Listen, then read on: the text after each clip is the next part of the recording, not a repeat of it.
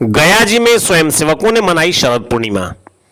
पूरे भारतवर्ष में स्वयंसेवकों के द्वारा हर्षोल्लास से शरद पूर्णिमा मनाई गई।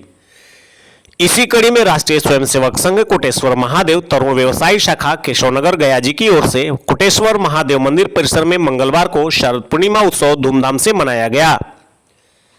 सर्वप्रथम ध्वज लगाकर ध्वज को प्रणाम किया गया। उसके बाद स्वयंसेवकों ने विभिन्न व्यायाम तथा अनेकों खेलकूद का आयोजन किया।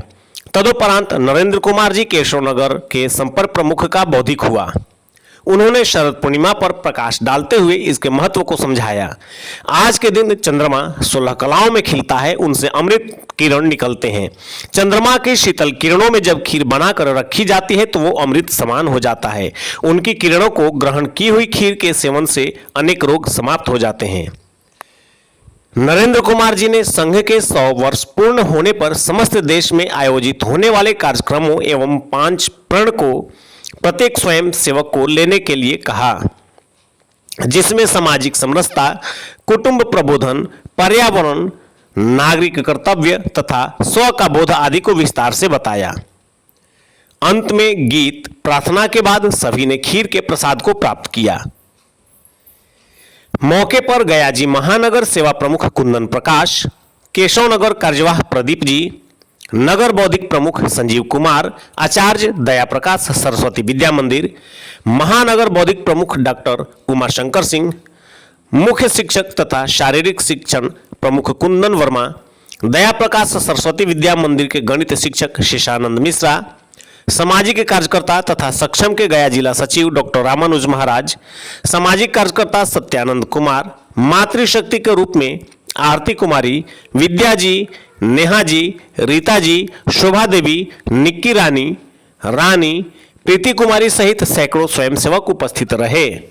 हमारा संस्कृति, हमारा ज्योतिष, हमारा खगोलीय गणना लाखों साल पुराना है। पहले गणना करके हमारे ज्योतिषियों ने, खगोलविदों ने जो बता दिया, साइंस और विज्ञान आज के तिथि में उस पर अनुसंधान करके निष्कर्ष निकाल रहा है। जैसे एक उदाहरण के लिए आपने रामायण सीरियल सब लोगों ने देखा होगा, जिनकी उम्र 40 की होगी, रामायण सीरियल जरूर देखा होगा, या नहीं भी देखा हो तो रामायण के बारे में कुछ न कुछ जानते होंगे।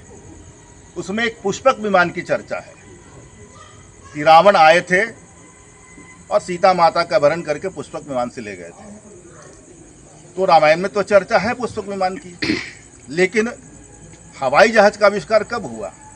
रामायण लिखने के हजारों साल के बाद। क्योंकि वैज्ञानिकों को लगा जब हिंदू धर्म संस्कृति में यह बात लिखी हुई है कि पुष्पक विमान होता था, तो निश्चित कोई ऐसा वस्तु होगा जो हवा में उड़ता होगा, एक स्थान से दूसरे स्थान पर जाता होगा, और बाद में हवाई जहाज का आविष्कार हुआ। उसी प्रकार से जब हमारे ज्योतिषियों ने यह गणना करके निकाला कि साल के एक दिन, आश्विन शुक्ल पूर्णिमा के दिन, चंद्रमा बहुत ही चमकीला होगा और आकार में भी बहुत बड़ा होगा, तो खगोलविदों ने और वैज्ञानिकों ने इस पर अनुसंधान शुरू किया कि आखिर भारत के ज्योतिषियों ने जब गणना करके बताया है तो निश्चित ही इसके पीछे कोई न कोई कारण होगा। 365 दिन में एक दिन उसी कोने पर चंद्रमा पहुंचता है जो पृथ्वी के काफी नजदीक होता है, इसलिए, और वो दिन होता है शरद ऋतु का, शरद पूर्णिमा का, आश्विन शुक्ल पूर्णिमा, और वो हिंदी तिथि से निश्चित है, आश्विन शुक्ल पूर्णिमा।